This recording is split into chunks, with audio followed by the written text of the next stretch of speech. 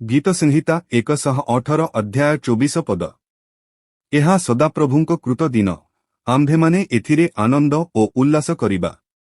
एही पद आमकु एही ज्ञान देइथाए जे प्रतिटी दिन प्रभुंक दान। एहा अनुग्रहर दिन, उपहार दिन।